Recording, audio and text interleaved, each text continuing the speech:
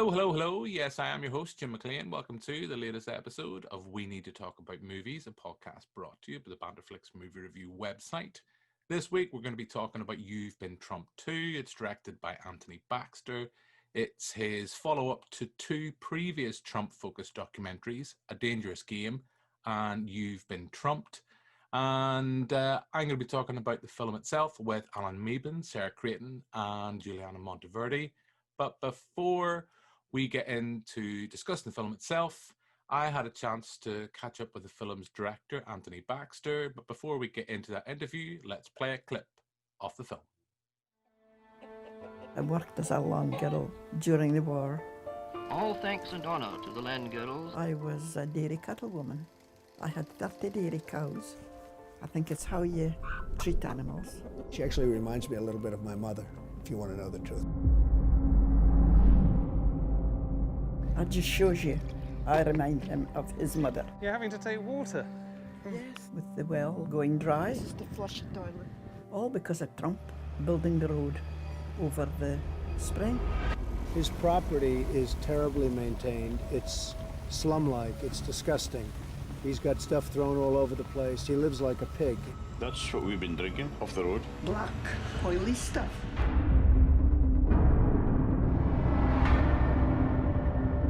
You'll be detained under Section 14 of Criminal Procedure Scotland Act. Not when you stop doing that to me! Hi, Anthony. Our goal for the meeting is to clarify what we can for you. It's not to make your next movie. Talk to you man on man. Who called the police? We did. We did. He's been detained for a breach of the peace. What's he done? I'm going to build a wall, okay? Gonna build it. But where the hell can you go now? Michael would have never, ever thought of going out to America. But Trump was on the news, spouting lies. They've joined the political arena so that the powerful can no longer beat up on people who cannot defend themselves. And I'm sure even my answers will be cut short and will be highly inaccurate. That's why I have a camera watching us, because I want that for, obviously, for certain reasons. Mr. Trump, Molly is without any water at all. That's 5 years after your workers cut off her supply. So I'm joined now by Anthony Baxter, the director of You've Been Trumped 2, which is finally getting its release this week. Hello to you, Anthony, and how are you in this kind of weird, kind of post-dystopian COVID world? How are things with you at this moment in time? Not too bad, thanks, Jim. I mean, it's strange for everyone, I think, really, isn't it, at the moment? And I've been working from my home here in Montrose, working on new projects, editing others as well, and also working on the release of the film you just referred to, You've Been Trumped 2, which is coming out this month. After a lot of issues, but we'll come back to that. Before we talk specifically about You've Been Trumped 2, Anthony, could you take our viewers and take our listeners back to You've Been Trumped, just so they can maybe get a firmer understanding of the lay of the land as we go in to discuss the follow-up, You've Been Trumped 2? Yeah, well, I'm speaking to you, Jim, from Montrose in Scotland, which is about 40 miles away from where Donald Trump announced he was going to be building the greatest golf resort in the world, spending $1.5 billion on building a resort on pristine, protected dunes, which sweep north of Aberdeen, along the coast there, and they're unique dunes. These sand dunes move and shift in a way that no other dunes do, so they're a protected site.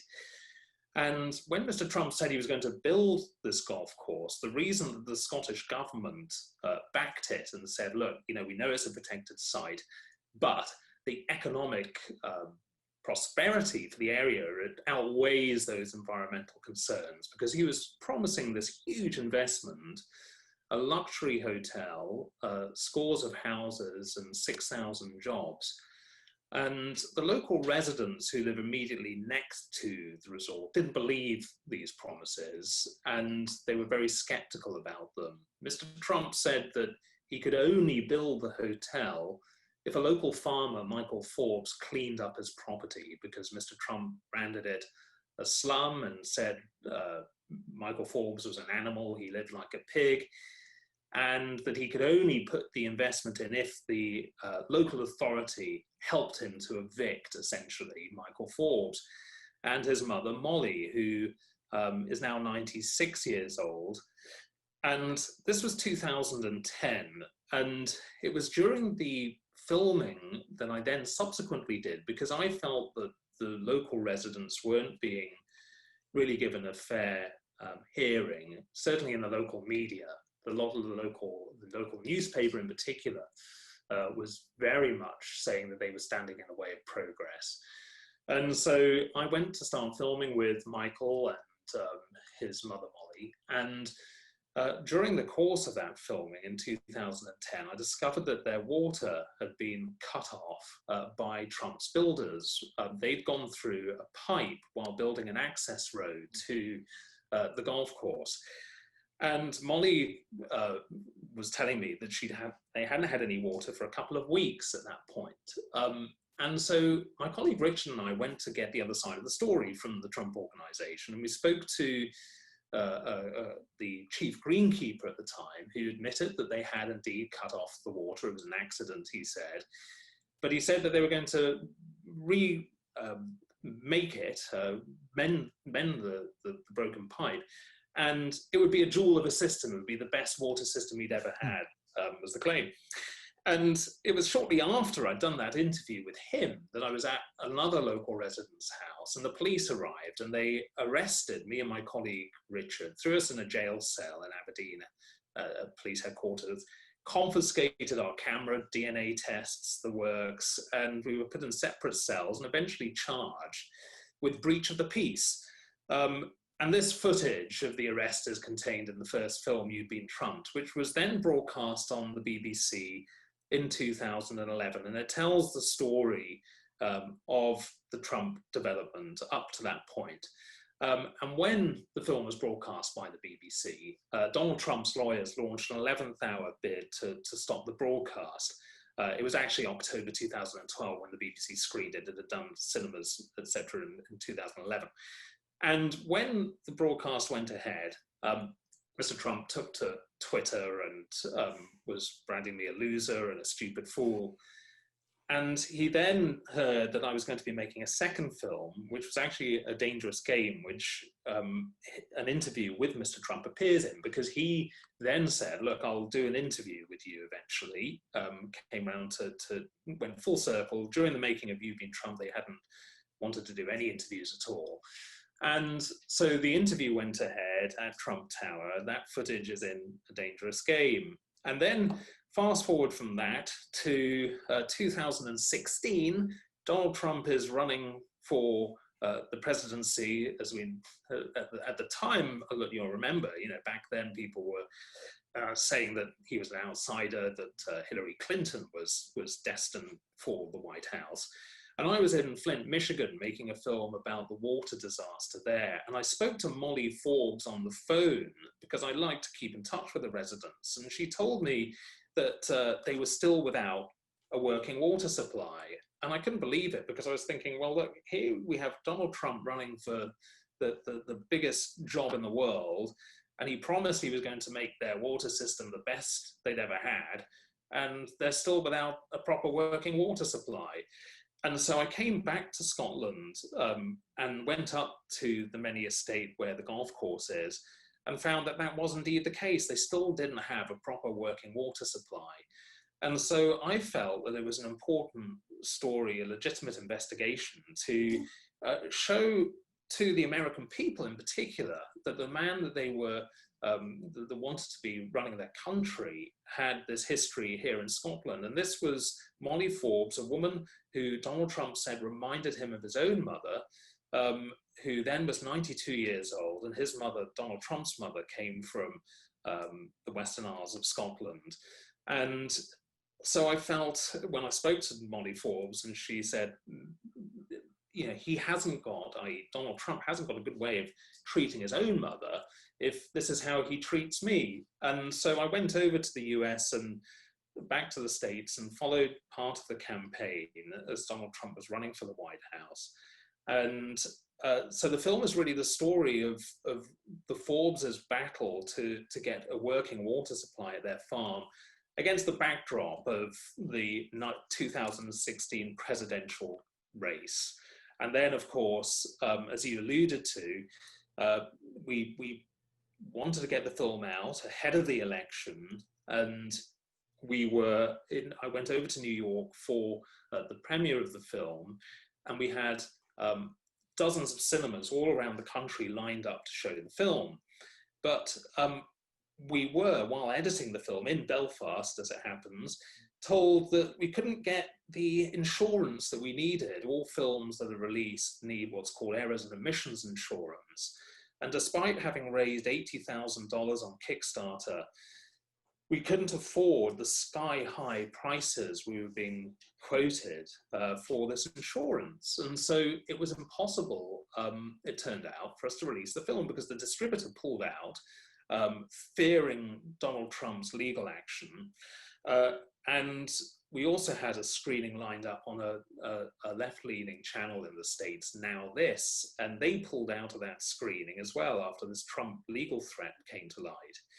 So it was a very unpredictable, difficult time, and we couldn't therefore release it widely at the time. We did, after getting the pushback from Now This, we did an online Facebook screening for one night only, but we found it very, very difficult to get it more widely seen. And so, as you'll know, of course, Donald Trump was elected and is now in the White House. And we've spent the last 4 years trying to overcome this obstacle and to get this insurance at a reasonable cost. And now we have, and so we're able to release the film finally. Yeah, and I think I've seen the film, and I know we'll be talking it later on in this broadcast with a few fellow critics here. But I really liked it.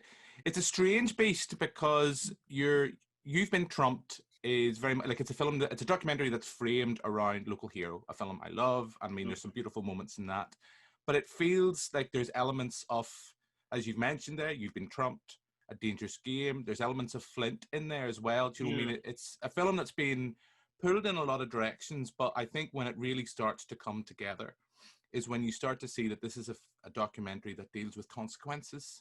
And you see it's quite ironic to watch when you bring, is it Michael and Sheila, I think, is it you brought you bring to America. And what was that like then to film that sequence of this documentary of You've Been Trumped to when you were bringing Michael and Sheila to the States, and there's sequences that people will see in this documentary where they talk to Trump supporters. They also speak to people who are very anti-Trump as well, and kind of showing this is what happens with the Donald's claims that he's going to make America great again, or in the case of Scotland, going to make the greatest golf course ever. Well, I think what was really striking to me was just how the Forbeses were received in the United States. I mean, Michael and Sheila live on a farm in Scotland, rural Aberdeenshire. They'd never been to the United States before. Sheila Forbes had just got a passport. And so it was their first ever trip. And the reason they decided to go was Michael was very keen, I think, to speak to Americans to say, look, I've never been to your country before, but the man who wants to be president has done this to us. And he wanted to explain to them in person exactly what he had experienced at the hands of Donald Trump. And what he found was people, as you'll see in the film, who are very open to hearing his story. And it's an important story because I think what's happened, since Donald Trump became president, people have done stories around the world about his various construction projects and look for local residents to speak to. But the Scottish story, I think, is a far more powerful one because here it is that Michael Forbes, who on his farm, on the barn, has daubed in big letters, "No more Trump lies."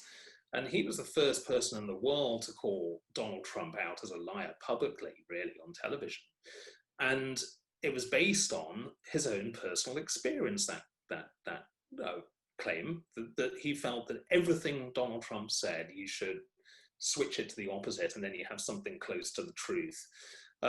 And so when he went to the States and he speaks, we're at the Republican convention in Cleveland, Ohio, where Mr. Trump is nominated as the candidate to run as president of the GOP. And he is there mingling with Republicans and just telling them the facts as it is, his own personal story.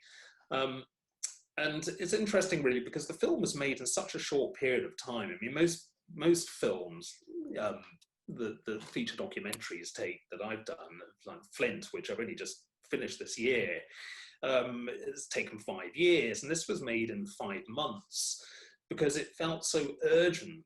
The story felt so urgent, and it was an interesting thing that so many Kickstarter backers came on board and wanted to get the film made as well, because I think back then, if you remember, it was just this sense of, particularly in Scotland, where people knew so much more about Trump's history and knew how he had treated these local residents. I mean, he kept saying then that he had great relations with his neighbors, that they all loved him. Everybody loves us, he said. And it was so untrue. I mean, the local residents who were in many ways unlikely environmentalists, they didn't ask for this golf course to be built, and they were just getting on with their lives, and then find this massive development happening on their doorstep, and they're standing up for what they believe is right. And I think that they have, you mentioned local hero, I mean, they are the local heroes of Scotland. They've stood up for their environment, they've stood up for what they believe in, and I think that's why so many people have supported their fight and feel so much for what they've gone through. They've had these huge walls of earth built around their houses, these Mexico-style border walls that built to obstruct their view and to stop golfers from seeing their properties. And they've lived with this for years. And I'm still in touch with the residents. I spoke to Michael and Sheila this week, and also Susan Monroe.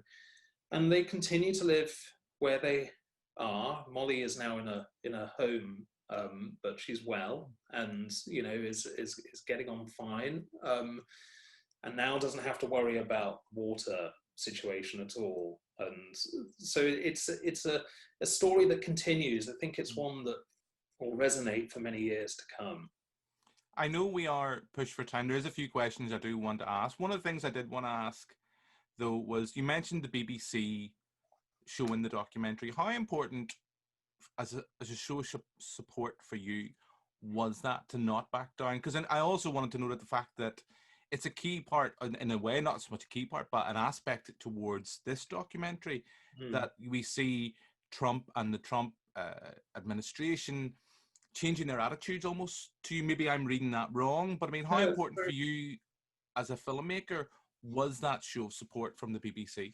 It was very, very important. And it wasn't something that came without a struggle either. And when Trump's legal threat arrived on a Friday afternoon ahead of the broadcast on Sunday evening, there was a lot of phone calls over the Saturday. We were having to resend lots of information about all the rights to reply that we'd offered the Trump organization, which we had done during the making of the film.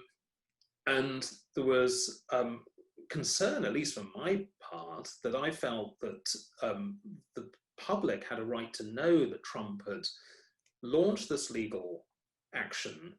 But at the time, the feeling was, look, let's just get the film out on the BBC and then we can go public on that. And it's a huge, huge thing for me that the BBC stood firm and decided to go ahead with the broadcast, because I think if they had backed down, it would have been a huge and terrible loss for freedom of speech in this country, in the same way that in the United States, when now this had Trump's legal threat on their desks, they backed down and they came up with an excuse and said, "Oh, we've had a last-minute change of plan. We're going to show a different film instead." And so I think it's really, really important that broadcasters do stand firm, and particularly in situations with somebody like Donald Trump, who has such a history of litigation. Yeah. Oh, sorry, I didn't really think you were going to finish there. Yeah. No, you're okay. Because I mentioned there about the changing attitudes and the changing kind of how they reacted to yourself. Because you mentioned earlier on, you've sat down with the Donald. How was that as a process? I mean, how was that? Because I'm tempted at this stage to kind of see if I have any clips I can offer you, or because I know that's in You've Been Trump too. But what was that like? I mean, I know recently here we've seen the interview that's been broadcast in America and online with the interview with Donald Trump. What is that process like, or what is that experience like of sitting down with the man and who's clearly, you can see from the body language from it, he's clearly hostile to you. So, I mean, how was that as an experience? Well, it was one of those where I didn't think right up until the last minute it was ever going to happen, because he kept insisting that the Trump organization would have full editorial control of the interview, which of course no filmmaker would ever give. And then at the last minute, he agreed that we would have editorial control. And we arrived at Trump Tower, you'll have seen those gold letters outside of Trump Tower. You walk through the doors and we were told, "Oh no, you guys have got to go around the back." So we went around the back and into this lift, a service lift, huge service lift. You could drive a truck into it, and we were told to go up to the whichever floor it was, I forget, but dozens of floors up. And there in the boardroom, we set up the cameras, and then we were told to change the angle of the cameras because Donald Trump didn't want to be filmed on the side that we had set the cameras up. So we changed that. And then he walked in and the interview went ahead. And when he comes into the room, there's a sense of presence. You know, it's the same way that you feel when he walks into a news conference. People are waiting for him when he arrives, and there's a lot of expectation. And he was charming to begin with, but then as soon as the questions turn to ones that challenge him, he changes in his personality, and he made it very clear that he had a camera watching because he didn't trust us. And then when the whole interview was broadcast it was included rather in A Dangerous Game, the film made in 2014. And after that, he took to Twitter to blast me and the BBC and said that he would be releasing the whole interview unedited, which he never did.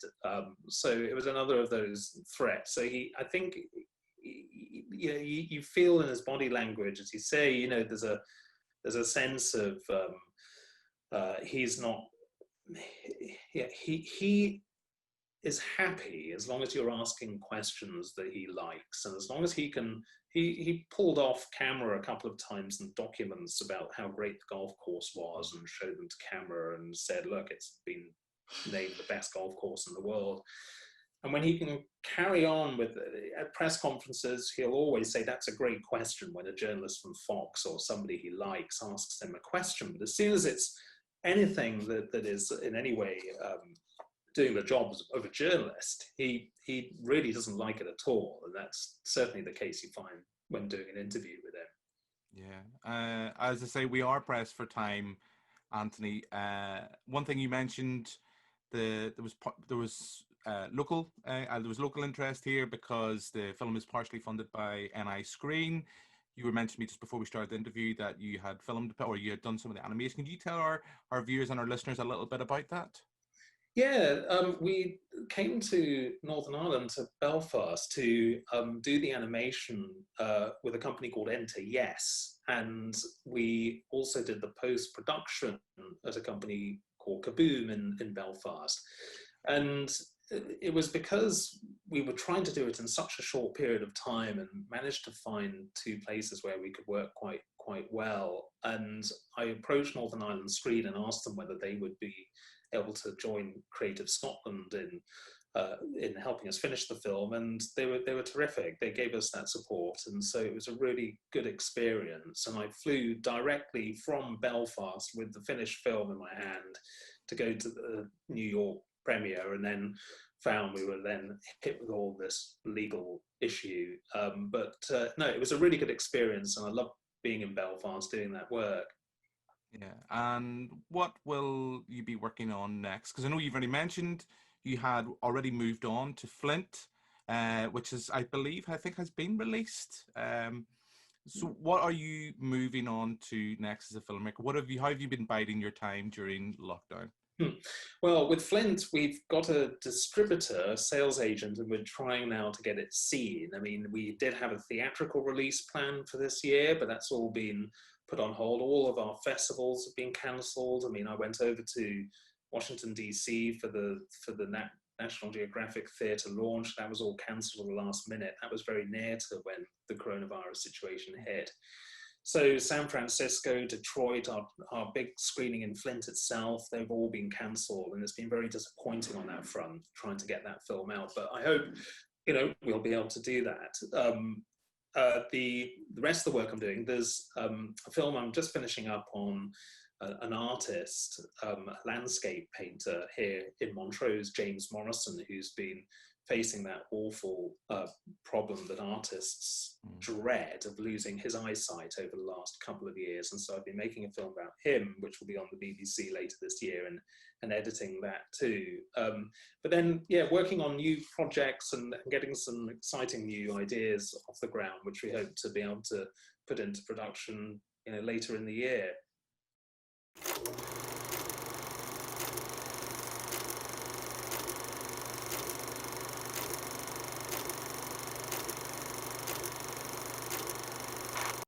So that's my interview with Anthony Baxter about You've Been Trump 2. And now we're going to discuss the film. And joining me as we chat about You've Been Trump 2 is local blogger Alan Meban.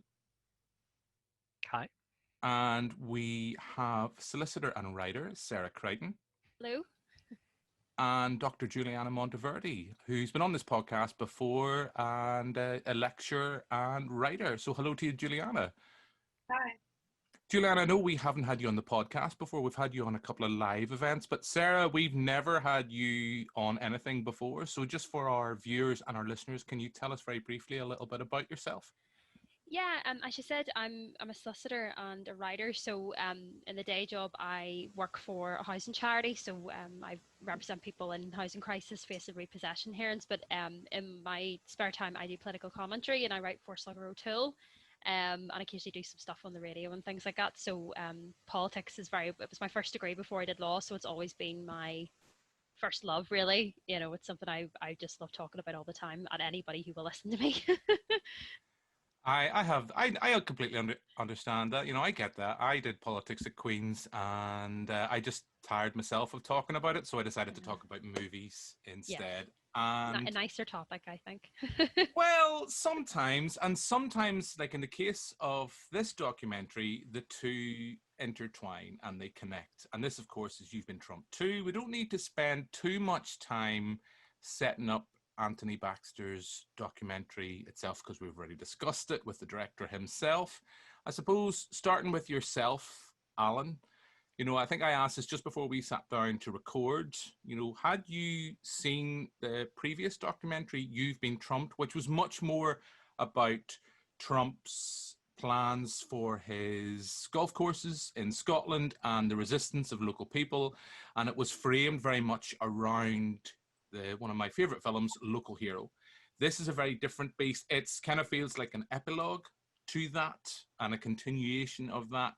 It has been delayed several years by protests and objections from Trump and Trump's organizations. That's why it's only getting released now. It was going to be released in the run-up to his election campaign. So had you seen the previous film? And if so, what do you think of that? And more importantly, what did you think of You've Been Trumped 2? Yeah, I mean, the original 2011, 2012, You've Been Trumped, I think I saw probably the BBC version of it. I imagine BBC 4 showed it. And so in a sense, when You've Been Trump 2 starts, it's quite familiar. There's kind of the same. Some of the characters are there. You see sand dunes disappearing. You see a water supply to a small community who held out and didn't sell their land even when offered kind of six-figure sums to sell their land to the golf course. So you kind of see that familiar stuff, and then it moves on past that. And obviously, the first version, Trump was a big figure, but he wasn't the Republican candidate at that stage, and he wasn't the president, which he kind of is now. So in a sense, there's a kind of a sense of deja vu nearly of here we go again. But then it kind of, I don't know.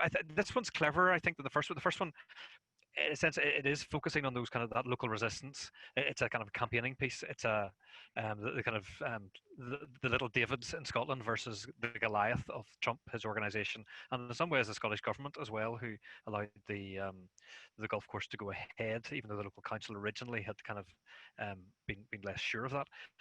But this one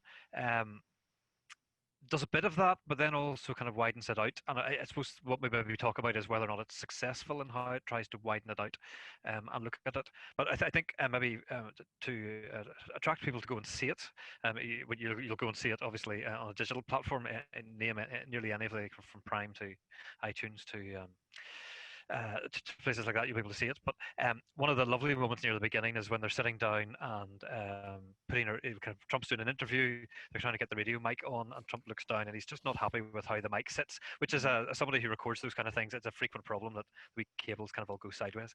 And so they kind of just agree to kind of swap mics because the other one clearly has a better clip, and the interviewer takes Trump's. But Trump sends somebody upstairs to go and get some of those clips, the best clips. They're on my desk, come and bring them because he wants to show off that.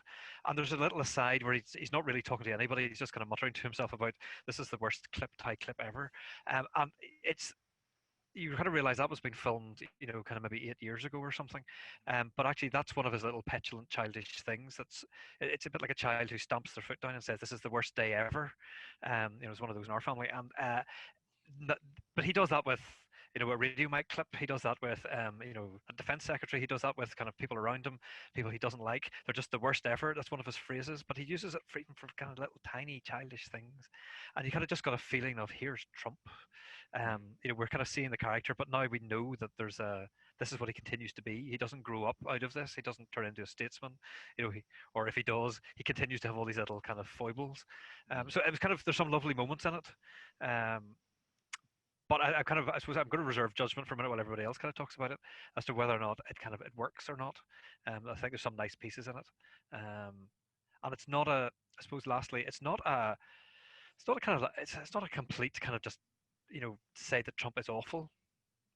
It starts out from that point of view. I mean, that's the perspective. It's coming from a local Scottish perspective on the ground, but in a sense, it gives him lots of rope.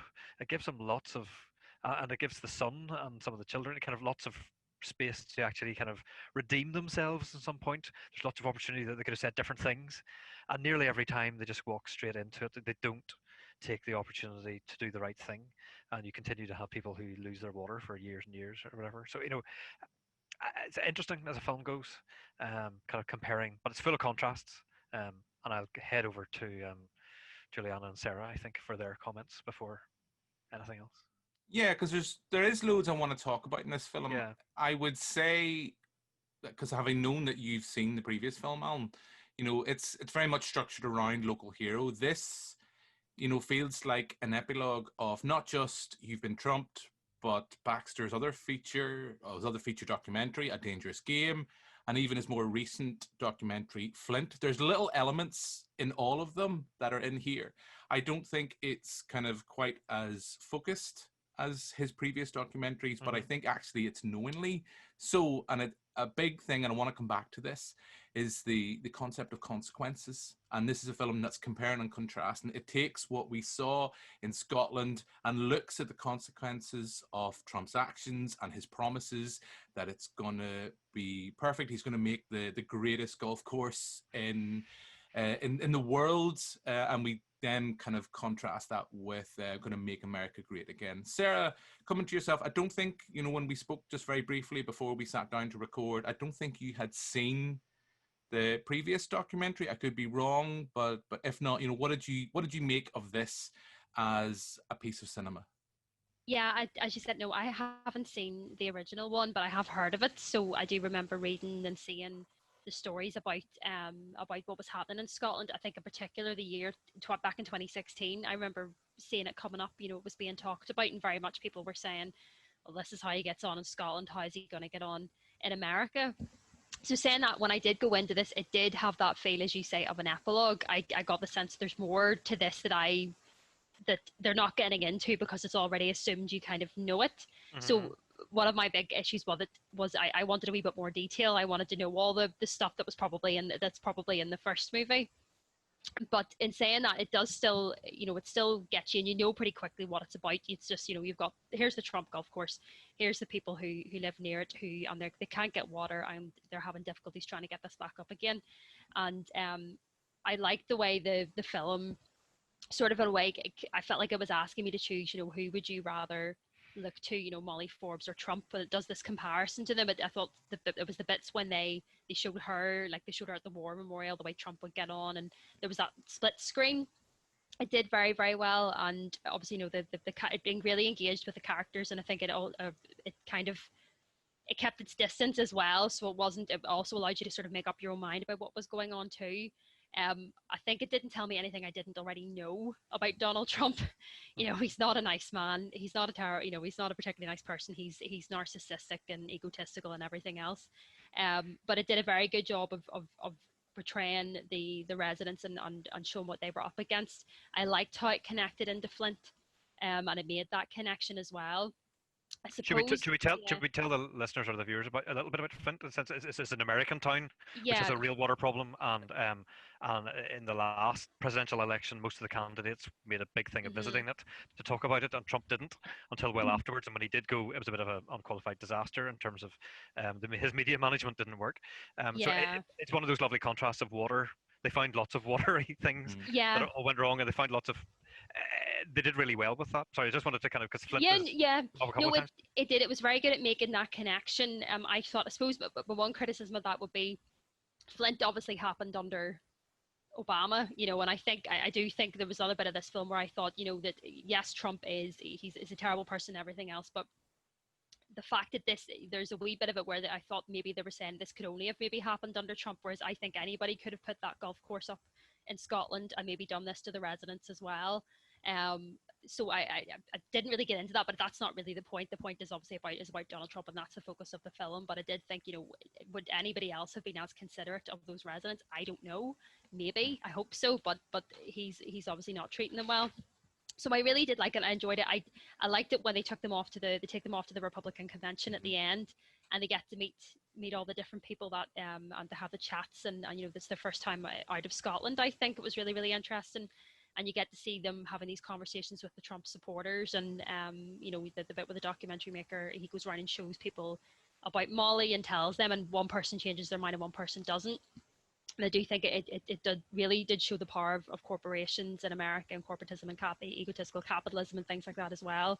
But I would have liked a wee bit more detail. I think it's because this was the first time I'd seen this. I wanted to know more about what was going on, and I wanted to know more about the people. It was at its strongest when we were talking about what they were doing in their resistance to Trump, and showing how they were trying to do their best to fight against them. I liked it when they put up the Mexican flag and all, and those wee things. But ultimately, you kind of get the sense of the powerlessness that they feel faced with this man, that they can't do anything. And you had that the Scottish, I don't know if he's an MSP, I can't remember just off the top of my head, and he was talking about the legal ramifications and how disgraceful this is. And I just thought, I suppose it also showed the how fruitless the Scottish Parliament really was, that they really kind of didn't do enough. They really, Alex Salmond then saying, oh, this stuff that this man promised the jobs that he promised us didn't come, they're not there. And you kind of thought, well, what were you expecting? But maybe I'm saying that in hindsight and it's wrong. So I don't think it tells us anything different. I don't think anybody coming to this film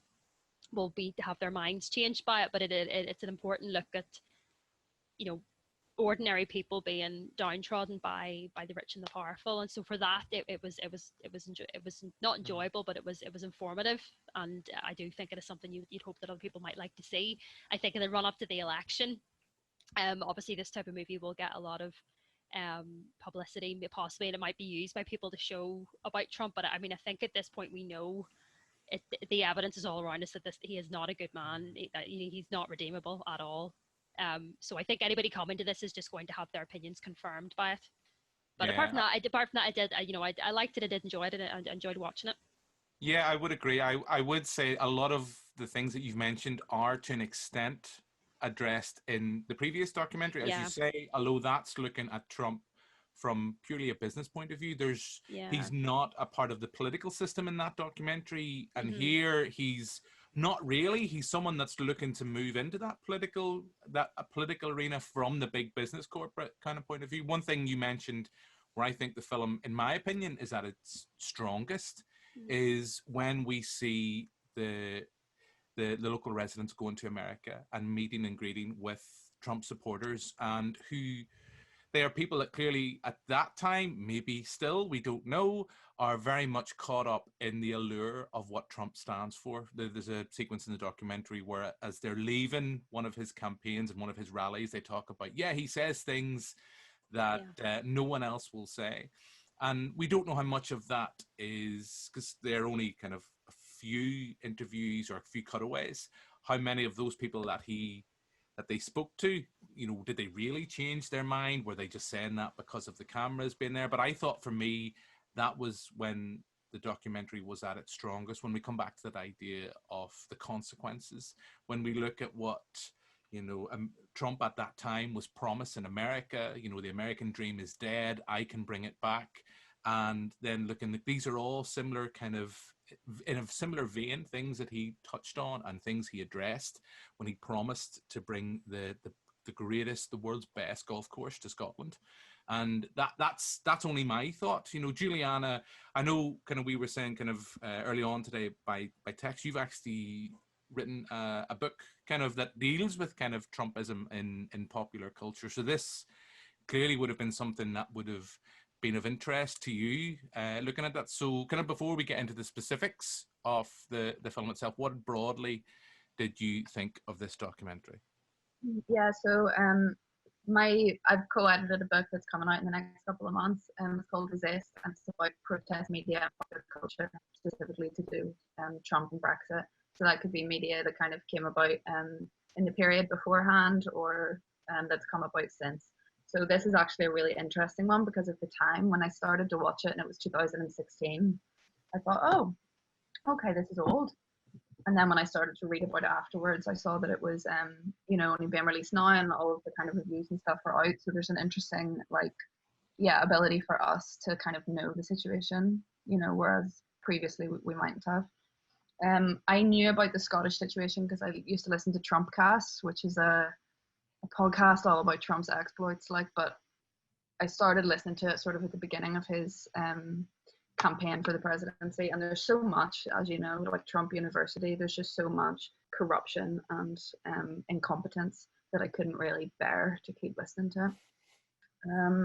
In terms of this film, yes, I really liked it. I agree with what's been said so far, and I was struck by how it's a kind of exploration of different philosophies or ways of being, like the fact that those people cannot be bought is the fundamental difference between them and the people that they're up against. Like their way of living couldn't, they lived in a beautiful place where they had always lived, and that's what they valued, and no amount of six figures, could have got them that anywhere else, and they've been punished for that in a really inhumane way, which I'm not surprised by from Donald Trump, because as we've all said, he's a horrible, he's a rapist. I'd just like to say that. It's not said enough.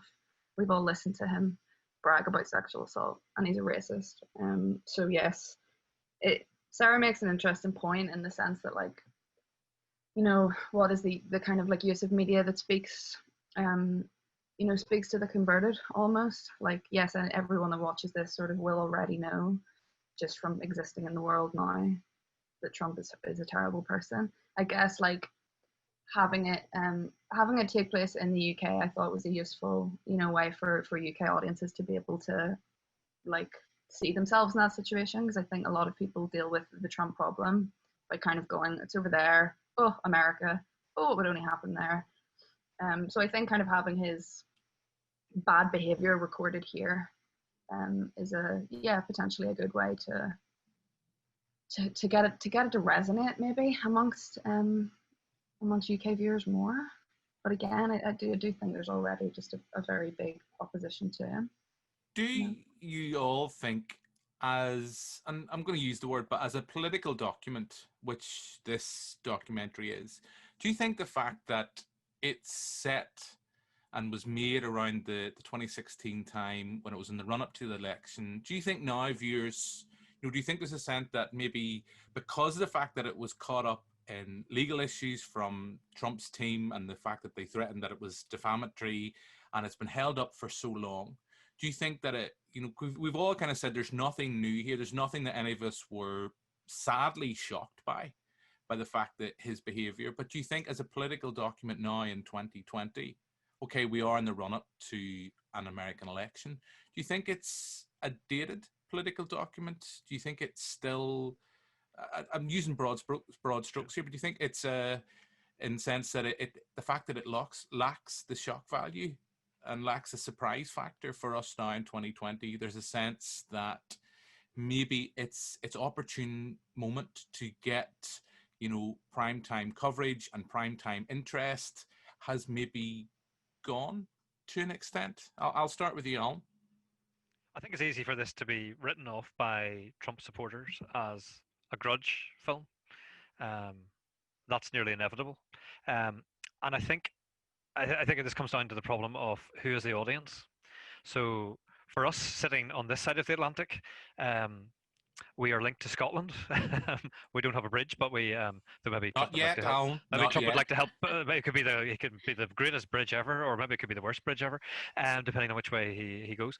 But so we in a sense we start. I think I kind of my hooks go into it from a Scottish. I've got my aunt lives in Aberdeen, so I've got a kind of a feel of this thing that was kind of happening, and so I'm kind of drawn towards that bit of it. And then I find the bits actually at the Republican convention, I kind of disagree with some of the rest of you. I thought that was the weakest bit. That's the bit that started to lose me. I got bored. And because it does become very samey at the Republican convention, we see people who like Trump because they're Republicans and he is their candidate. So it's too late. And so, and the kind of the interactions weren't, for me, it was kind of interesting to take people from the original place, the victims, and then kind of put them in the middle of this to kind of watch. But at the same way, then the filmmaker is a victim in all of this as well, because he's kind of he's been attacked. We don't know in the film that the film that he's making is about to get delayed by 4 years by lots of threats to people. Well, we do know, Alan, that he was. I think he was arrested. We know that the first one caused that there were ramifications of the first one and things, but not necessarily the second. But there's a sense that the publicity around the film is partly about here's the film from 2016 that we couldn't show you, or not enough people watched because it didn't get a good distribution. So it's a complicated beast in itself. And I think if I was American and watching it, then I would probably, without making Americans kind of binary, splitting them in two, but you'd either kind of be a Trump voter or not a Trump voter, and so you will kind of view it probably with different ways. So I'm kind of confused as to, I can only kind of really review it as me sitting here on this side of the Atlantic. So the bits of it that work for me, and I wonder if I was American, like maybe my cousins, kind of, what would she make of this, and would she kind of go, oh, those quaint little Scottish people, and she might have a totally different perspective on the story that's being told. That's tricky for Anthony to try and kind of pull together into lots of different places. So is it dated? Yes, it is. But it has those lovely moments of the very fact that he has footage from early kind of 2010s, so around 2012, the tie clip incident. For me, that told us about the non-President Trump was like this, and he's still like this. And so we can kind of read what he does today through that lens of knowing that's just what he's like, and what concerns me nearly more is the fact that the Trump organization takes on the Donald Trump values. The children seem to have Donald Trump senior values, and it comes nearly to the point of saying that the local police certainly are either being bullied, cajoled, or over enthusiastic with some of their work by the looks of it, and given that charges are being dropped then when they eventually kind of go that far, that actually there's a little bit of the Trump muscle that people kind of get in behind it, and that's a worrying thing, because actually knowing that Donald Trump is like Trump is okay. I can kind of live with that. But the fact that lots of other ordinary people have chosen to take on exactly the same behaviors is really, really concerning. And you kind of say, so how much of the cabinet, how much of this kind of Trump empire, how much of people who are running a golf course who, you start to kind of say, so how many of them are actually tainted by working for him?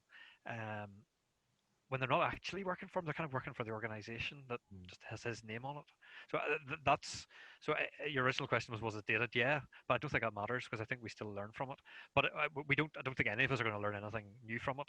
I don't think it's going to change anybody's vote particularly, but it might make people at least think twice and realize that there's more to this guy.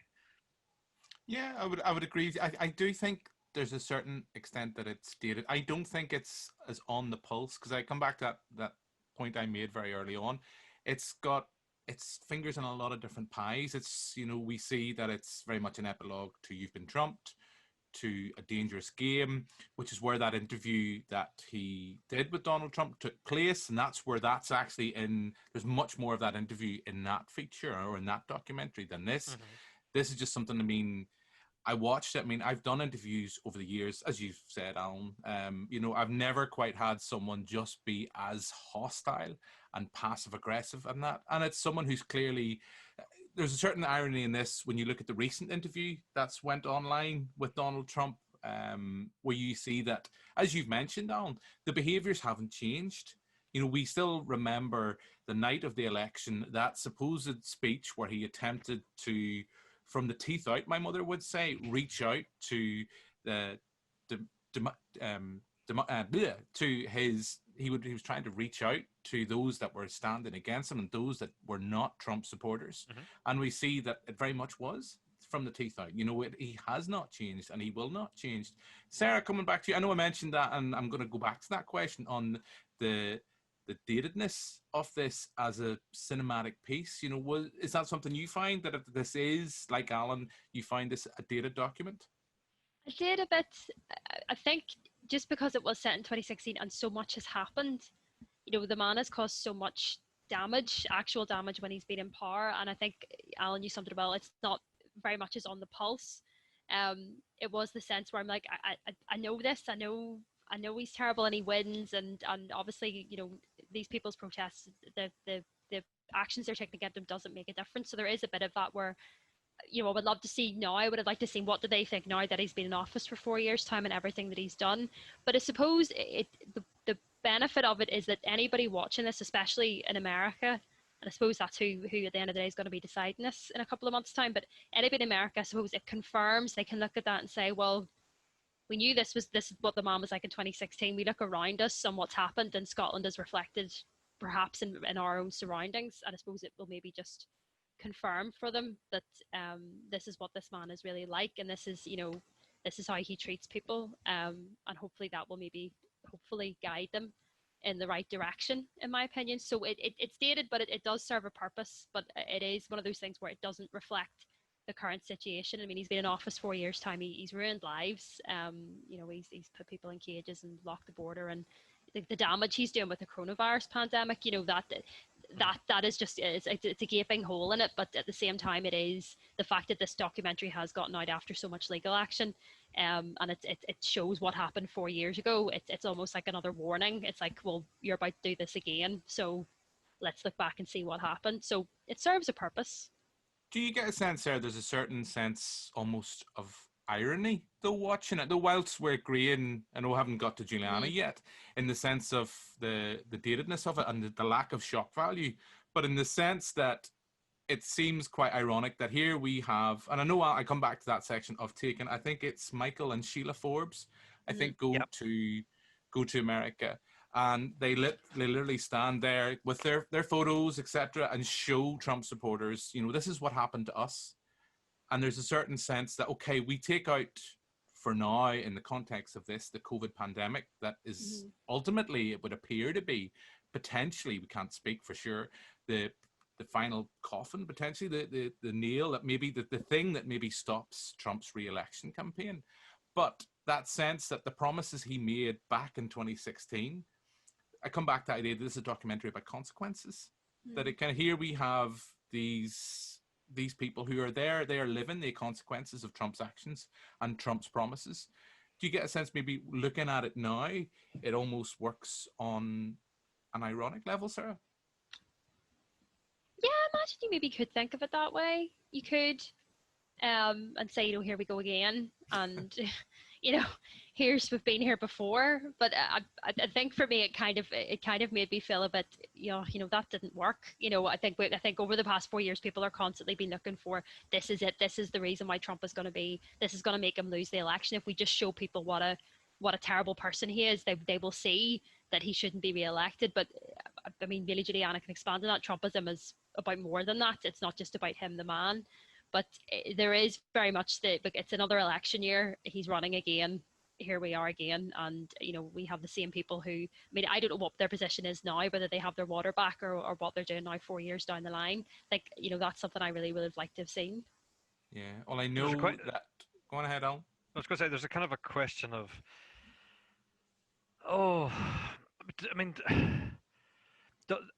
this would have been really powerful in 2016, in a sense, if it had got a wide distribution.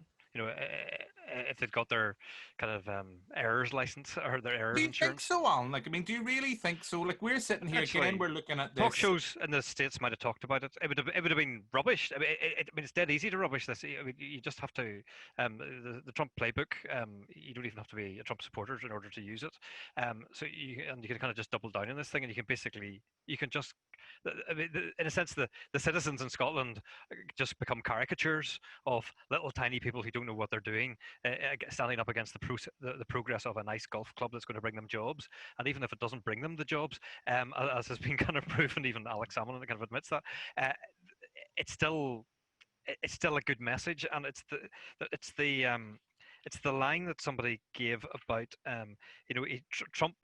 Trump doesn't think he's lying. He's just making claims that he wants you to believe that happen to be untrue.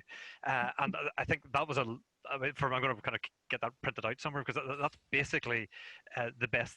That's what's going on, and people. That's the line that should be in the poster, because that's really what this conveys to me, is that here's just people without water, people who have, may eventually have to take some kind of direct action because they can't get water, and somebody who says, well, we're going to give you the best water you've ever had, and and how do these things square up? So I think that could have been powerful in 2016, if it was still kind of smothered by the fire extinguisher would have kind of come out and hosed it down, but it would have become a talking point for a couple of days, and it would have done something in people's minds to at least kind of know that they were about to do something silly, or at least kind of intentionally vote for somebody that they knew was a bit of a charlatan. Whereas actually at the moment it doesn't have the same power, because those votes have already been cast, and many of those votes will be cast again. Small numbers will maybe make a change, and he could still win. So I mean, we're kind of sitting here in August, and this election is still winnable for Trump, even though he may be behind in the polls. It doesn't take much. He doesn't have to say much to turn it around. That's scary though. For Sarah anyway. The politics of what goes on here, This is very true. And Giuliana, coming back to you, as Alan alluded to there, coming back to my own question, do you view this as a dated political document? And then what Alan kind of segued into there, do you really think that at the time, had this been given a wide release in 2016, that this would have potentially been damaging for Trump? I look, it's that thing where you look back in hindsight and you look back and you contextualize everything. I don't think so, because I think the term that the Trump regime kind of uses, alternative facts, is their kind of nice way of what they're kind of talking about claims that he can aspire to.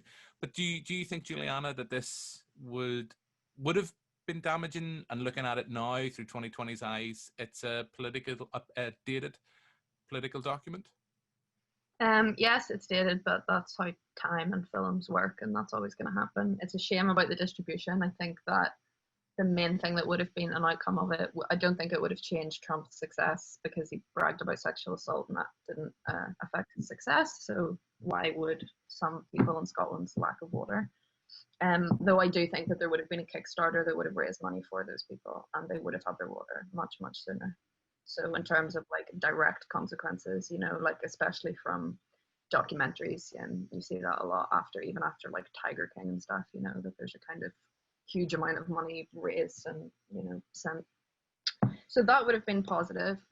I think that yes, okay, it's dated, but that it's used to us now as like in its affective register, so the sense that it makes us angry.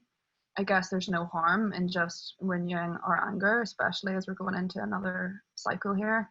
Like, I said to my partner afterwards that I would normally criticize documentaries that I think are too heavy-handed, in the sense that like there's lots of split screens, there's lots of like a Scottish lady singing to her cows as a land girl, you know, to make them bonny, which is the sweetest thing on earth. And then you've got our Donald Trump Jr. hacking the tail off an elephant, right?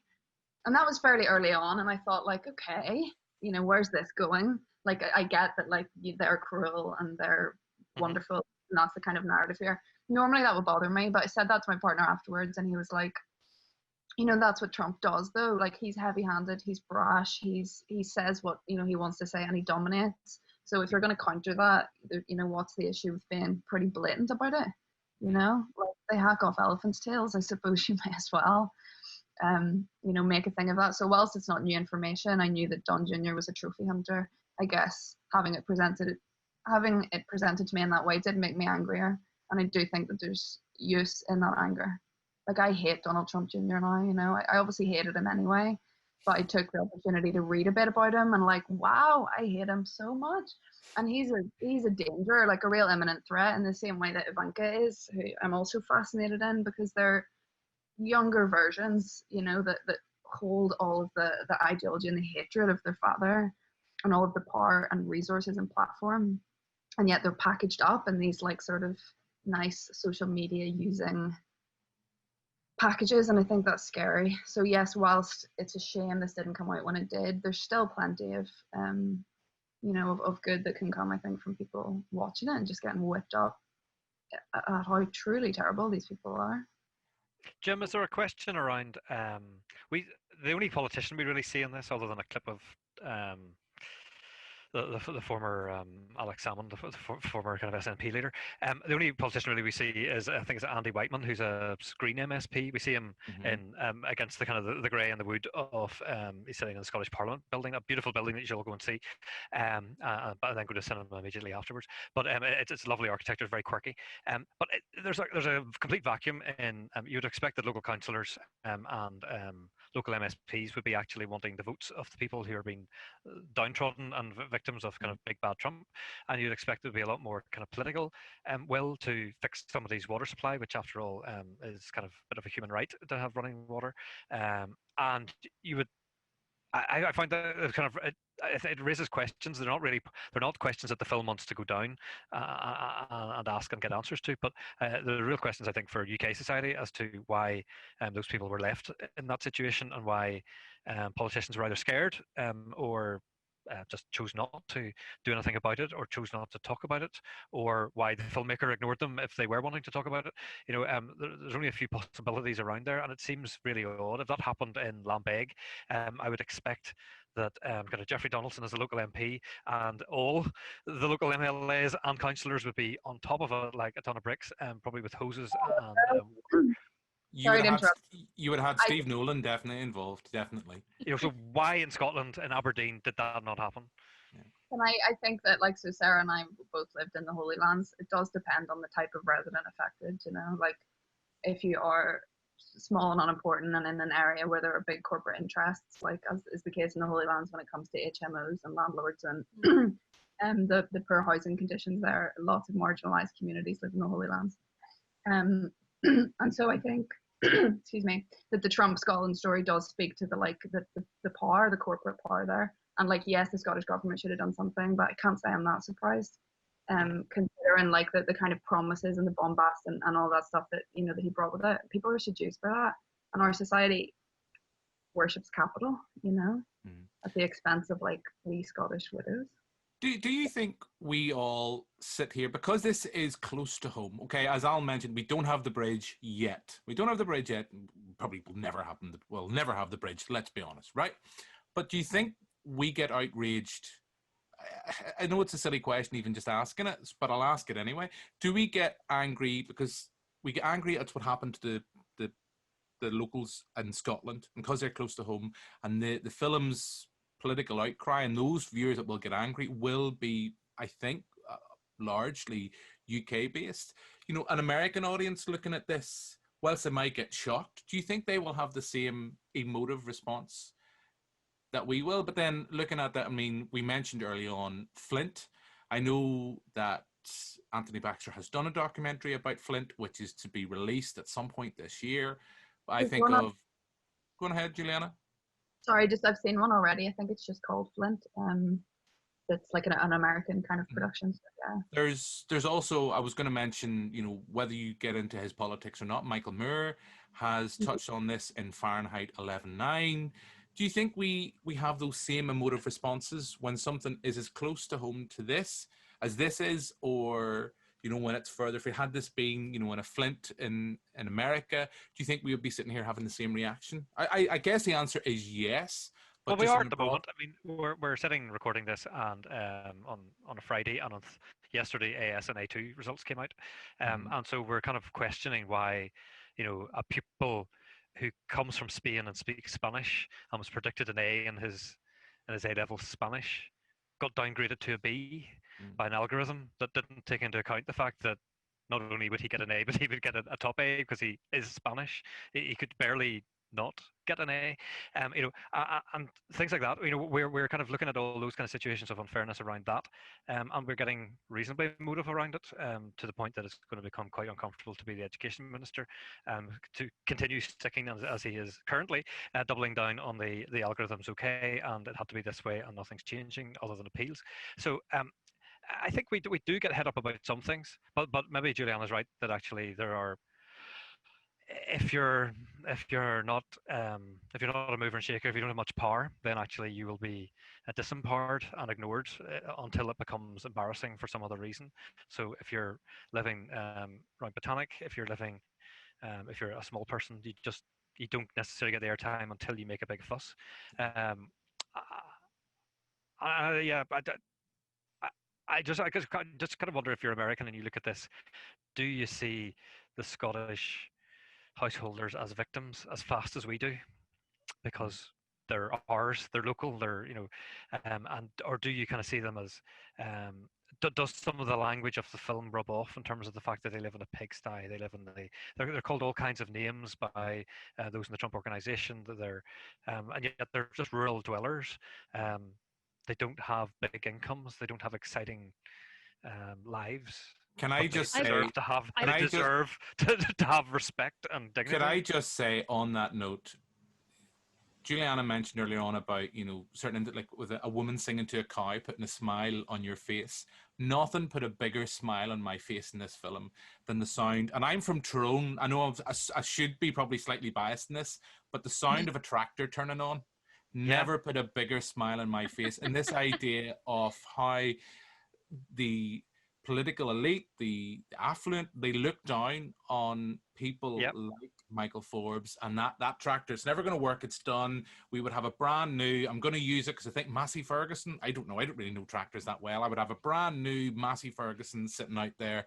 But the moment that tractor, and I know, apologies viewers and apologies listeners if that's a spoiler, there is a sequence where this old beat up tractor is turned on, and it really put a smile on my face. Can I just ever so slightly change tact in kind of what we're talking about?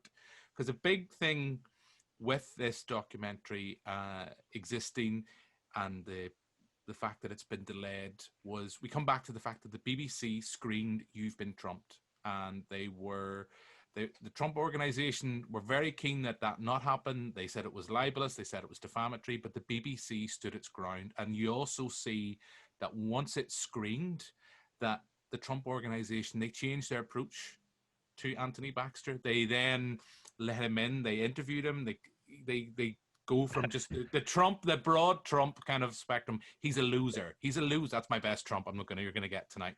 But I thought it was really interesting that the fact that the BBC stood its ground and screened the documentary. You think close to home, there's the whole kind of stuff with Alex Gibney's No Stone Unturned, similar, very different kind of context, but again, the importance of freedom of speech and the importance of good investigative journalism and investigative reporting. for you all, and I'll start with you, Sarah. How important was that, do you think, I know you haven't seen You've Been Trumped, but the fact that the documentary was screened, the BBC stood its ground. I don't want to get into the pros and cons of the BBC, but just that sense that it was screened, and we see that has clearly had an effect on we have You've Been Trumped 2 existing, we have A Dangerous Game, which is the previous film before this, but how important was it that we got the BBC refusing to back down and screening this, the original anti-Trump documentary, I suppose? It is important that they did it, because I mean it shows clearly that that they didn't expect them to stand their ground. They expected them to sort of double over and just accept what they were saying. I think the biggest thing about the Trumps is that they just expect to get away with it. They just expect to walk over everyone. It's just they're so entitled. So it was important that the BBC did that, and they got it shown, and that it kind of showed that no, they're not going to be pushovers, and they're going to show this. Did it have a big massive impact? Obviously we've talked about that, but it is a good thing that the BBC did go ahead and show it, and that it just shows that people shouldn't try and sanitize this, that they should be honest about it, about what this man is capable of. Yeah. Giuliana, for yourself, and kind of, I suppose, even bringing in the context of your own book that you've been editing as well, and kind of like how that looks as this is a microcosm of Trump's antics and what he gets up to. You might even be able to bring in kind of, I know you've mentioned there his sexual politics and the allegations and what happened kind of in the run up to the 2016 election before as well. But just in taking it away from the microcosm of this documentary, putting it into the context of what you've seen during the process of research for this book. Yeah, I just want to add to the previous thing that the BBC's are public service broadcaster, so considering it's something about UK citizens, 100% to me their responsibility to air that. So the book, like the thing about writing about these sorts of things, and that's been the situation in this film as well. Like whenever you produce something about a really specific time period, something else happens. So like we've just obviously had a pandemic prior to the release of this book, which like partly, makes me look back at the book and think like what will change from that, I guess, I just need to do another one straight away. Get to it. Yeah. Sequel. There's lots of interesting kind of findings and work in the book. There's a lot about horror cinema in particular and the kind of response that it has to the Trump administration, particularly because horror is a genre, is pretty visceral in, what it's trying to say. So things like, the Purge series, the first Purge or Purge election year, stuff like that. And so one of the chapters in the book then takes a look at how critics responded to those films and how that then contributes to, how we understand the political situation. The chapter I wrote in the book is about Kanye West, which, like, again, the minute I stopped writing that, out he came and announced his run for president. So the chapter in that it's really interesting. Well, I wrote it, but I find it really interesting because it's about Kanye's kind of concept of resistance, which is not the resistance we're talking about in general. Resistance to Trump. It's more about his contrary, individualistic resistance to what he's supposed to be, and the way that he then gets bound up in all these kind of discourses and narratives about like what a black man is in America, what it is to be a black celebrity, and what it is to kind of speak out against injustice. And yeah, we've looked at things like Kimmy Schmidt, the different ways that TV heroines look now, and the way that their kind of agency is more foregrounded in a way that it wasn't before. So there's lots of things in and around the election of Trump that has kind of affected the media representations that we're seeing, potentially more diversity that we're seeing. And of course, though, there's also the increase in, in hate crime and in violent act and all that sort of stuff, which are the sort of tangible political outcomes of somebody that campaign in power.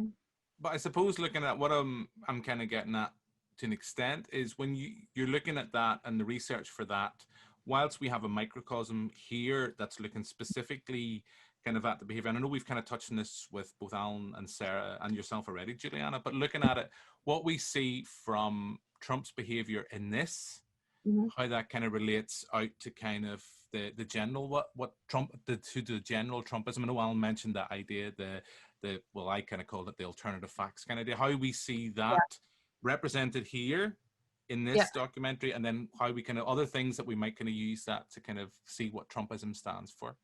So I would say, like, Trumpism is to do with emotion. It's not to do with policy. It's to do with a feeling of belonging and Americanness and all that kind of entails.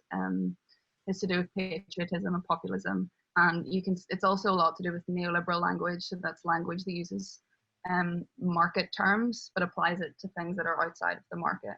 So, for example, there's a lot of merging of political and business language in the documentary. So whenever they say, he's going to run it like a business, he's going to be the CEO of our country, that's taking, business language, market kind of based language, and putting it in a political context, which is a very politicized move, though disguised not as one.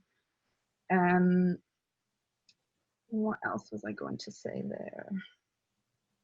Yeah, so just generally the kind of dangerous merging and bringing in of like capital and its interests into the political sphere, and then discussing human life as if it is a sort of cost benefit.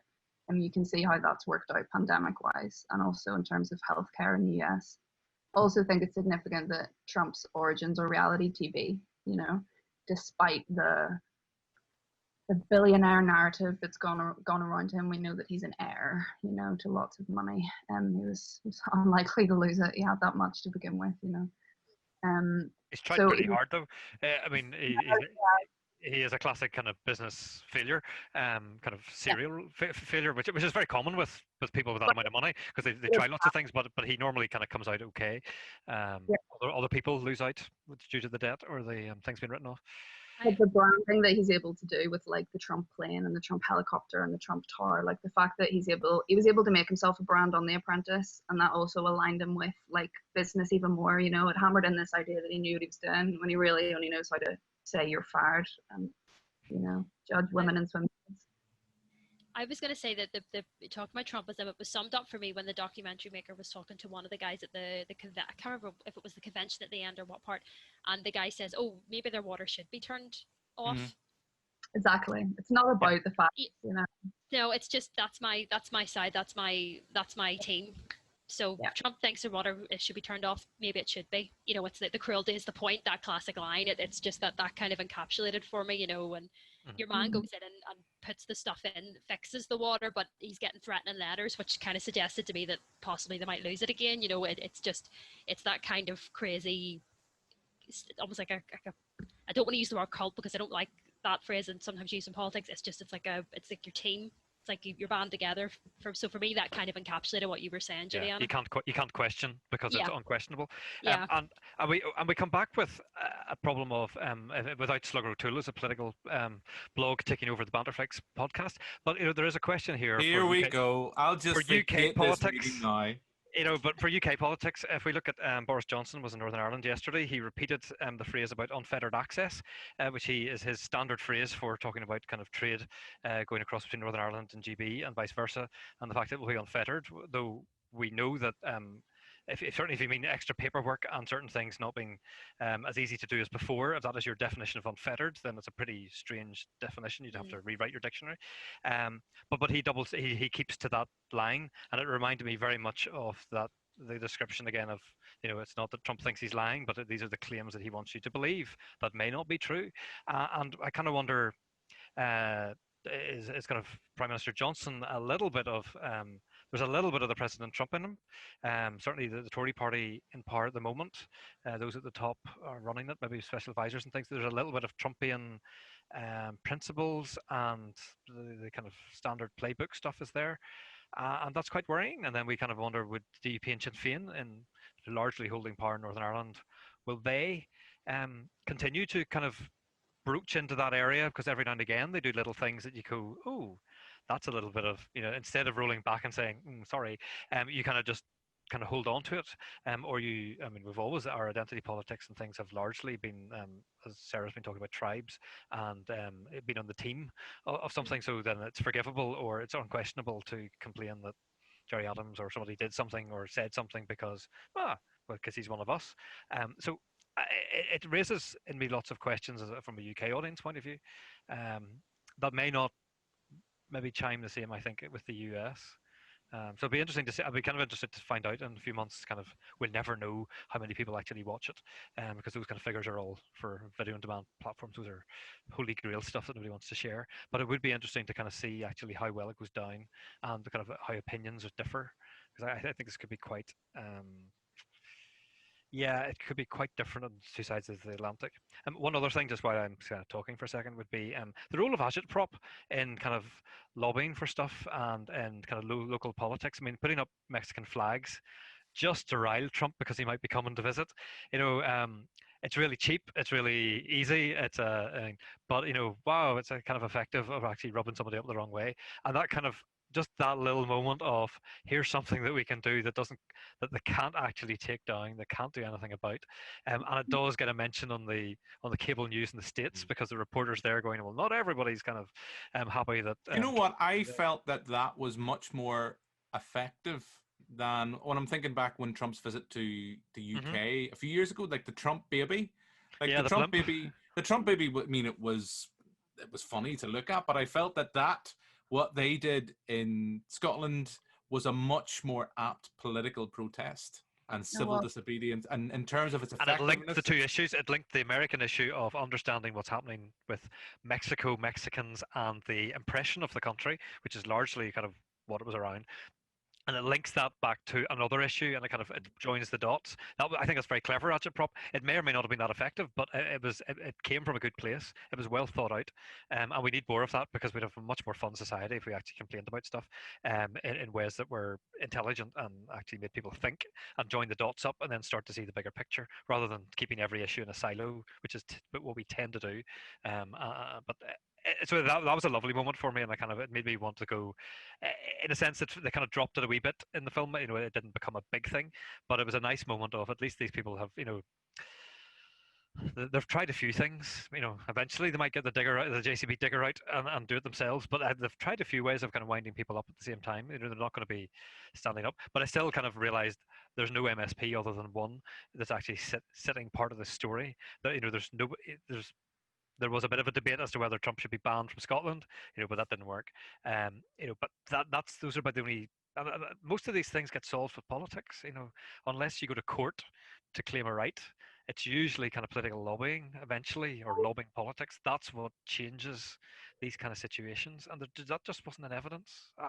It's disturbing. So just to kind of follow on that, Alan, and I suppose we do need to bring this recording to a close. But I know we can't really review. We're kind of sitting here kind of talking about what ifs and what aboutery and this, that, and the other.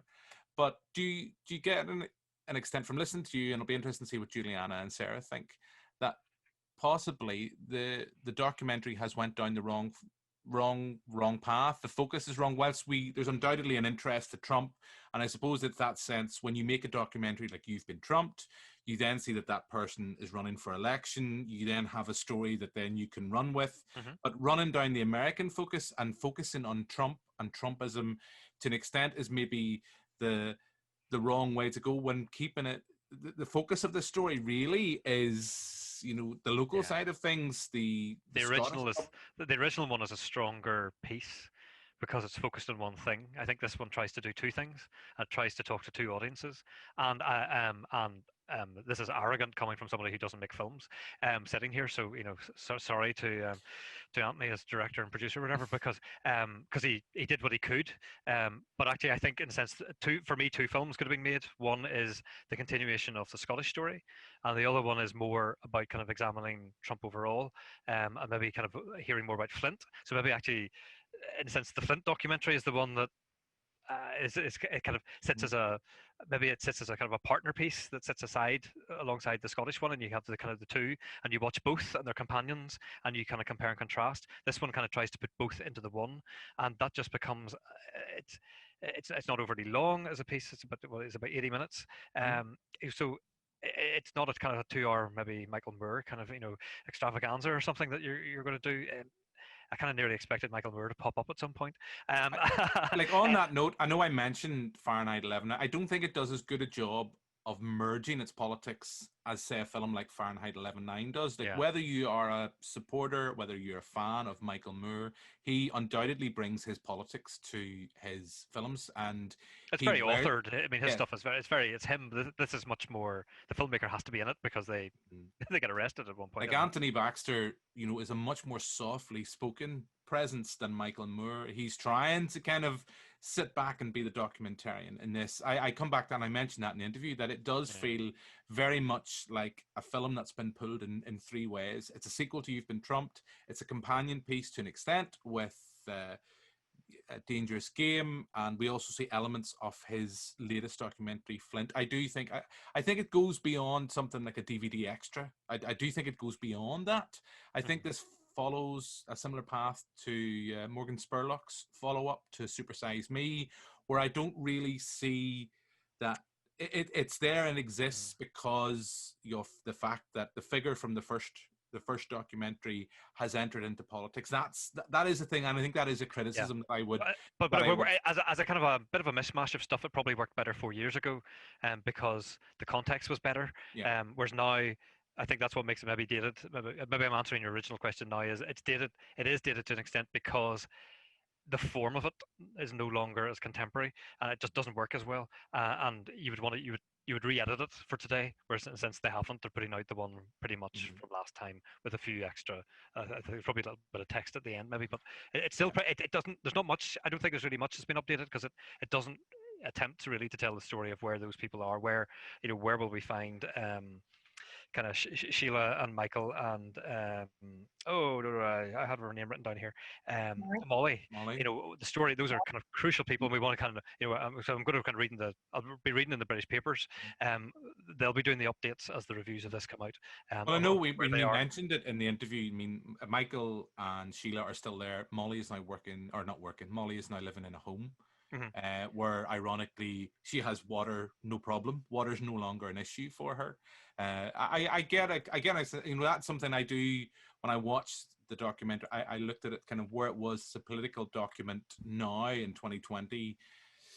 I know you don't want to look at documentary as just a purely political document. You want to look at it as a piece of cinema as well. I think it does work as a piece of cinema. I think as a political document, I think it is dated, but we've all kind of agreed that the shock value is lacking.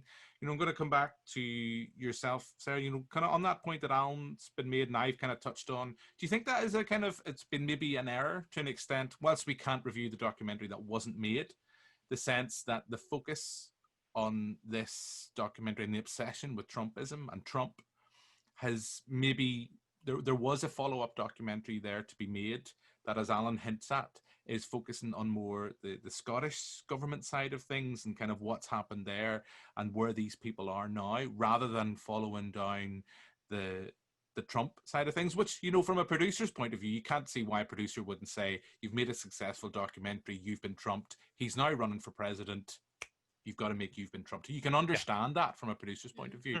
But do you think there's well, I don't even want to say You've Been Trumped 3, but the sense that there is a really interesting documentary to be made there, that's granted, You've Been Trumped is there already as a piece of cinema, but the follow-up piece should be much more focused, or should have been much more focused, on the Scottish government side of things, the British government side of things, and our reaction, as Alan's alluded to earlier on, how we've reacted to Trumpism.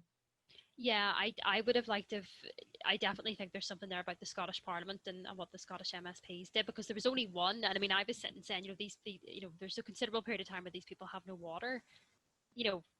Why is nobody doing anything? I say I work for a housing charity. I deal with people who deal with landlords and every single day, and the futility they have in trying to challenge when their house is falling apart. But where's I would speak to MPs and MLAs who would ring up and on behalf of their constituents and maybe try and advocate for them. So where was that? Why did Alex Salmond seem to be very cozy and then flip the other way? What was going on there? So I do think definitely there's another documentary in this.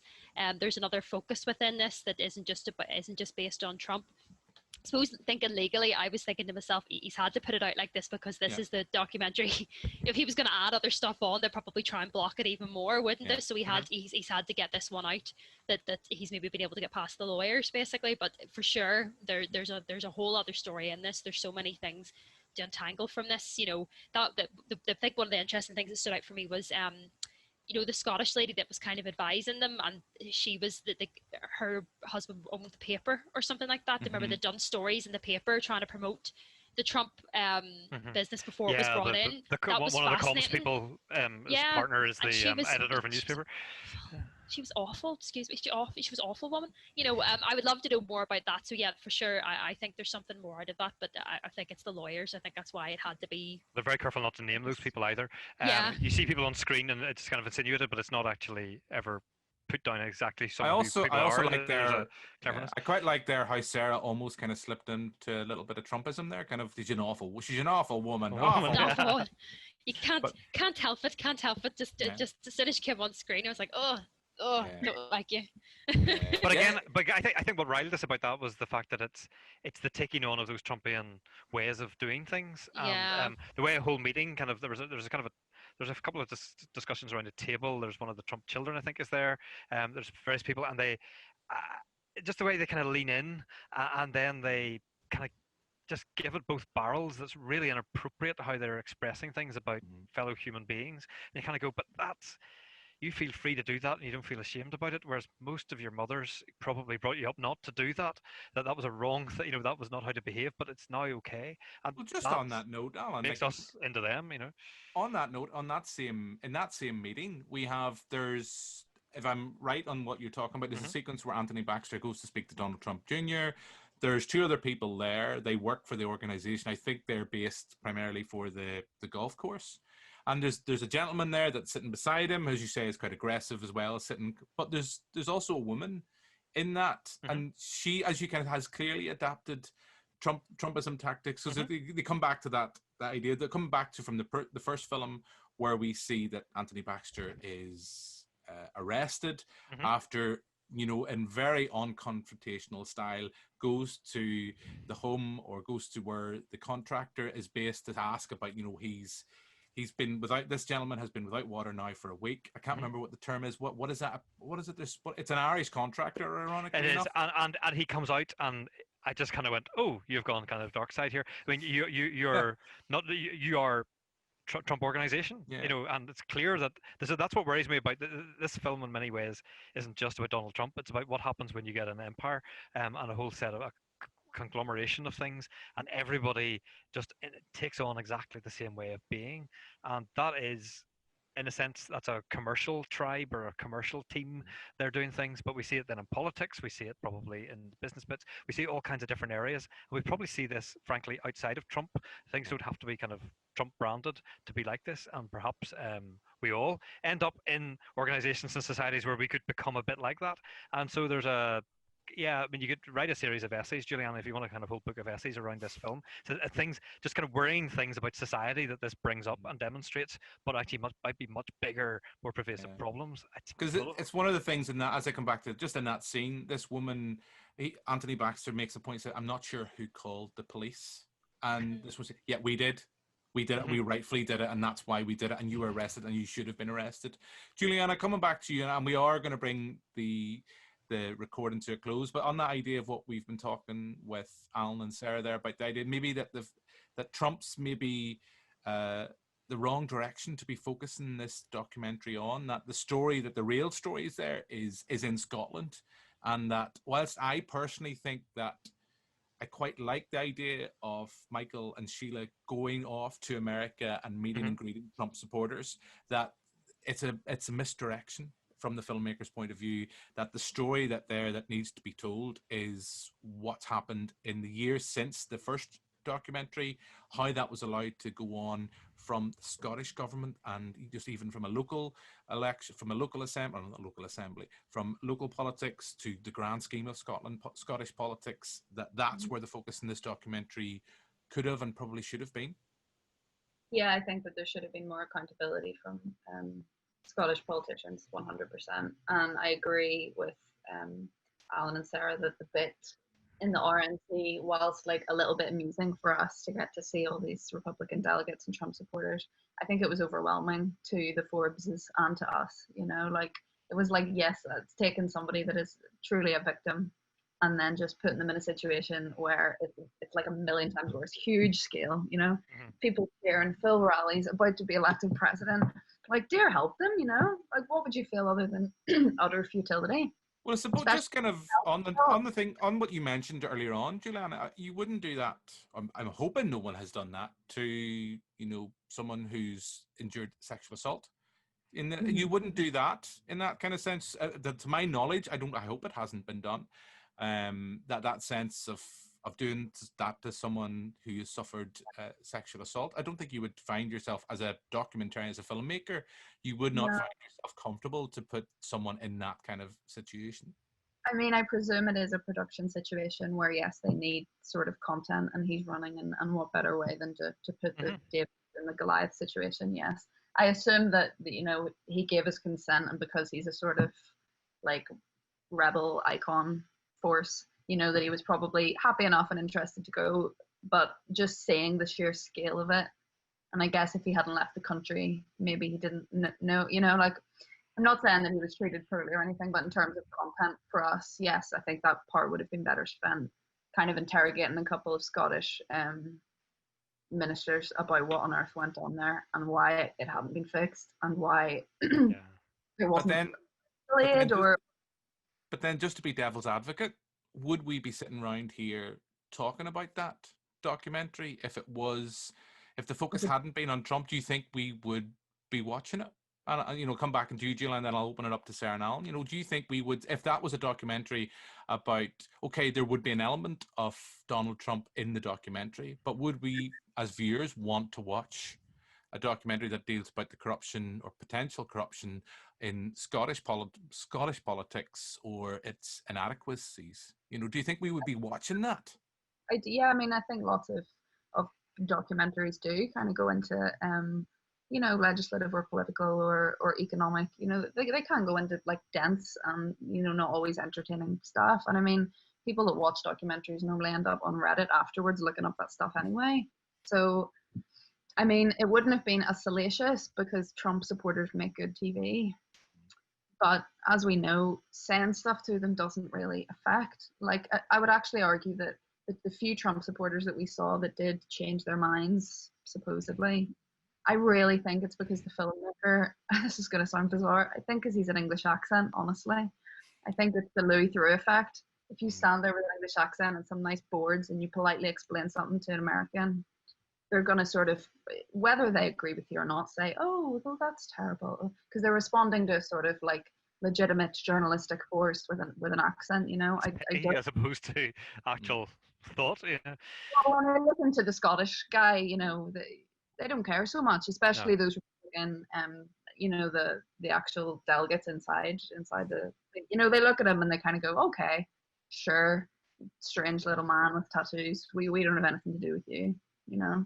So yes, the Trump like conference stuff makes good TV, but I think it maybe undermined the struggle a little bit because it just did make it seem so futile. He was such a wee man there, out of place, you know. Yeah. Sarah, for yourself, do you think we would have been watching a documentary that, I suppose the Trump, you know, coming back into is it The Art of the Sale? Isn't that kind of one of his books? You know, do you think that would have been as big a sell, you know, if Trump hadn't been a key part of this documentary? Do you think we would be, well, we might necessarily be sitting around talking about it in Zoom, but do you think it would have had the same appeal or the same kind of interest as a documentary piece, as opposed to one that's dealing with the kind of comparing and contrasting of Donald Trump in the run-up to his election? Probably wouldn't be as big a blockbuster worldwide. I think within the UK, if there was anything about, you know, the SNP and the Scottish Parliament and the Scottish Government maybe doing something dodgy or not right, I'm sure that probably would have been seized upon. You know, I'm sure there's always people looking to trip up the SNP these days because they are so big and so successful. So imagine anything that maybe would have made, possibly Nicola Sturgeon look bad or made the S&P look bad would have been seized upon, but for sure it wouldn't have the widespread appeal. I don't think you would be able to show this in America. I don't think you would be able to show it in any other part of the world, because people would go, I mean, cool, but who are these guys? What's their significance to me? And I think Trump has worldwide significance because it's America, because America affects everybody else in the world, but Scotland doesn't really. So the United Kingdom doesn't really as much anymore. So I think, yeah, for sure, focusing on Trump gives it broader appeal. Yeah. Alan, yourself? Yeah, I mean, I think as a documentary that kind of alleges abuses of power and then tries to demonstrate it, I think it succeeds. And that's where it's at its strongest, when it kind of says, it sets up Davids and Goliaths, and then points out that actually, if it's a matter of running water to a house, that everybody deserves that, and just because you're a small David doesn't mean to say that the Goliath should be allowed to stomp over you. So I think there's it's a film that's very watchable. There aren't, there are no production faults with it. It could be, if you made it today, it would be slightly, you would make it differently, and I'm sure the director would probably admit that. And if you, but it's interesting even in itself that this film has finally seen the light of day. It'll be interesting whether broadcasters will ever pick it up and show it, like the first one, whether it'll continue just to be it's kind of online. It's also interesting to note that NI Screen, for local people, put money into it. It's not just Scottish Screen, but NI Screen put money in. So even for that reason, you should go and get some of your tax dollars back and watch this in this summer. And we nearly had Trump over here with a golf course, so it has some local resonance as well. Of there's a bullet dodged, so it works for Northern Ireland audience to that extent, but it does leave me with just this huge list of questions for some kind of follow-up, or some maybe it'll be the kind of newspaper journalists and things will now write the stories kind of based on this and do it. But you'd like to think that somebody will follow up some of the questions that just kind of drop out of this, in terms of how that family, or those families were, those small householders were treated by the state, by politicians, and by a large commercial organization that has rather a lot of power. I would agree. I know I kind of disagree with the three of you, in the sense that the part of the documentary that worked for me, but I thought it worked for me from just a purely ironic level, I suppose, from a piece of cinema. I'm going to wrap up, so the last question I'm going to ask you each is just a very simple one. I'm starting with you, Alan. As a piece of cinema, as a documentary, I know we've kind of touched on this, you probably already answered it throughout the recording. Would you recommend viewers now seek this out once it's available on video on demand services? I think I would. I think if it was in the cinema, I wouldn't necessarily recommend you go and see it. But I think on a small screen, it works. It's like a kind of long bit of TV. But go and see Parasite black and white if you want to go to see something in cinema. It's really good. It is really good, but we're not talking about Parasite black and white. We're talking about You've Been Trumped too.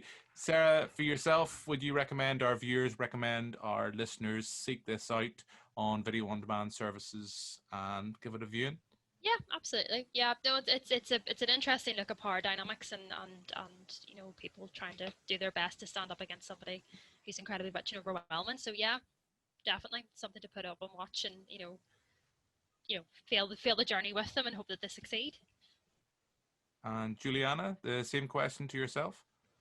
Yeah, 100%. I really enjoyed it, and the Flint documentary is called Flint Town, so I also recommend people have a look at that one. And isn't there one before this about with the same filmmaker about Croatia? Dangerous Game, yeah. Okay. Dangerous Game. That's where the bulk of the interview that you'll see. If you look at the trailer for You've Been Trumped 2, you will get the impression that the interview between Anthony Baxter and Donald Trump is a bigger part of the document, and that's genuinely where when I sat down to watch it, I thought that whereas You've Been Trumped had been framed around local hero, wonderful film by Bill Forsyth. I thought that this documentary was going to be framed around that interview. It turns out that from speaking to the director earlier on, that interview actually took place in A Dangerous Game, and it's having watched it, it is well worth a watch as another companion piece to You've Been Trumped. It works more as a companion piece to You've Been Trumped rather than a follow-on, and I would recommend this. I did enjoy it. I think there are sharper political documentaries out there, particularly around Trump. And if you want to know more about what went on and the Donald Trump golf course, I would say watch You've Been Trumped. I do think as a piece of cinema, as a documentary, it's a much more complete package than this. This does feel, I come back to what I mentioned earlier on, the Morgan Spurlock follow-up documentary that he made in the recently, I think last year, after the success of Super Size Me. It felt like something that had been an idea struck by producers, more so than an actual documentary where the story itself is there.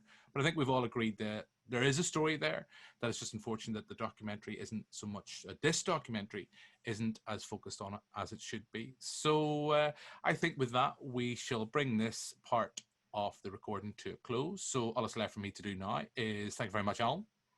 Thank you. Thank you very much, Sarah. Thank you. Thanks very much, Giuliana. Thank you.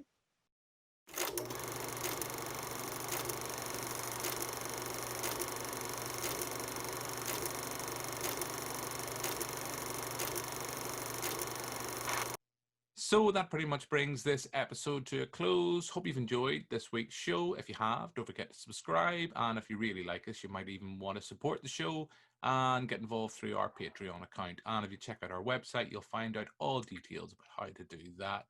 That's us for now. We'll be back next week. But for now, until then, goodbye.